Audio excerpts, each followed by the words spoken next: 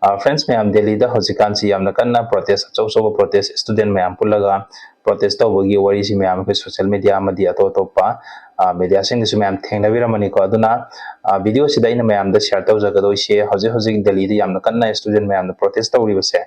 masigi matang da koi khamina si ko aduga protest kai damak tawrino duga masina kadai sokhalakpa yabagi habado madugi matang su video sida mayam puna khamina si aduga hanbada akoina Hwjik khangjin yabasi hariba Hwjik Delhi da tawriba protest masi maru ina student singi protest ni ko aduga makoina masida nuaita phungdo iba moina taliba demand sina karino har kanda akoina Hwjik ta handak su hoi NEET exam se paper leak obadagi anir hanki natra sumain tawdane akoina koi handak ki NEET exam se kakna tabida mamang da su kayar tongan da ko NEET paper su yauna duga atoppa bagi SSC ki exam natraga UGC NET na chingba dugumba exam kaya magi paper leak obadagi problem oikiba duga satra kaya gi punsi mangkiba thokre ko mamangda aduna hojik leiriba Delhi da tawriba masigi protest masigi protest maruina CJP na Cockroach Janata Party ken organization mayam ama tabiramani ko keno do haiba group tuna shin maneba adu makoina silla matung student mayam si ahan budabudi yamamde adu hojik se sonam wangsuk en mayam khangwiramani mahak su yaksilakpadi hunger strike yaukhreba ko haiba protest da adu hunger strike yaksinbadagi hojik yamna nation wide lena hojik yam kanna nainariba news amadi ko hojik leiri Delhi ki protest da adu hojik protester mayamna hojik Talib demand से मसी अमतंग खंगमिनसी अहानबदा मखोइना हौजार से होगी India की ओइना union education minister से मसी साना फम थादोसिनि Moina हारजे को मरमदी महांगना ख्वाइदि की education की lump सिदा महांगना leader ओइबनिना मसी की रेस्पोंसिबिलिटी खुदिमक से महांगना लोफम थोइ अदुना महांग से यूनियन एजुकेशन मिनिस्टर की फम थादोकदौने हाबनेबको सिम लेरे अदुगा अनि सुबदा मखोइना हारसिना मसीदा चेनबा मसी की पेपर लीक ओइबदा चेना खोनरि मैम से मसी फजन इन्वेस्टिगेशन तौरगा इन्वेस्टिगेशन तौरकांदा हाइबा चेनबसिंग से मतिक चाबा चराक पीगदौने हाबने अदगी अहम सुबदा मखोइना मरु ओइना demand पल्लिसिना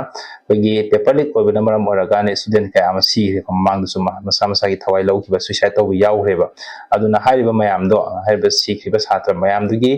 student sing dugi adu candidate mayam dugi makoi compensation matik chana sakana pigedowne habne ko adu sigi protest se sum kansila pasina maram ora kanda hojik se amna kana aso issue am ora khrewa Delhi da hojik adu protest maruina apoi June gi date 20 ati hawkibuni ko adu 20 ta hawkra matung dagi ngasi am kansila khre adu sonam wangsuk si maruina mahak se kenoin yawkibune hunger strike tawraga lakhibune ba sigi protest siga पुल्लगा हाइतारे हाइबा demand सिंग से मसी फंगदि फो hunger strike तौगने ना दुमाइन लाखिबो मिसकनेबा अदु महाक सी ngaraang si yam kanna ma hunger strike tawbadagi masa sosilakpana maram orakan Delhi police na lakholaga ma hojik private hospital amada mahak thamgreba ko sigi part se ma leire aduna student sing side gi yam kanna protest cancel aduga marak sida mukang si khwaidagi latest oiba information da muk leire sina farmer sing je dumaini yausil le habagi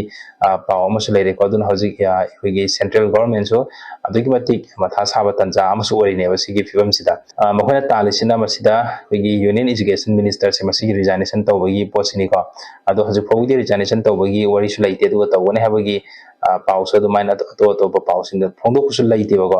अदुना ma'am खंगी बिया बसे हजि हजि लेरिबा कोगी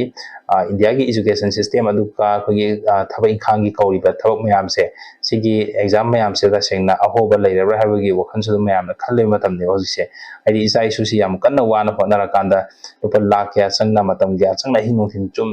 हिंगोथिन तुम दबिदा होनखिबा ma'am दो थबा अमतंग फंगजरदि नत्र करिगुम अमतंग ओइजरदि होनखिबसुनि exam हेक तौरमदाय नत्रगा तौबो नोंगालगा मुका exam paper leak ओइरे दुन हल्लगा तौगने हाबसि अखोइना वाखिबा छात्रना वाखिबा ma'am दो अदु केमता खंगदबगी आइदा अरेमा ताद्रने सिननि कोइना छात्र कयाना मसा मसाई पुंसी के लौदना नुवाइ तो फोंदोक्तना अगे डिप्रेशन का सप मैम याउनरिसे वीडियो सि अरोइबदा मैम दाइना थमजनिंगसि हौजिक तौरिबा प्रोटेस्ट सि के मरि लेना प्रोटेस्ट सि मतिक चाइ खनबिबर नत्रगा इसा की मोत तमसि की प्रोटेस्ट अमदि इंडिया दा हौजिक तोंगान बे एग्जाम सिंग की पेपर लीक ओरिसे मसि की मतंग दा मैम दा हाव मोचिंग अदो मैम कमेंट थंबिरमो अदुगा मैम पुना वखलो से ओइमिनसि अदुगा मथंगी वीडियो दा मुक मैम पुना मुक थेंगनरसे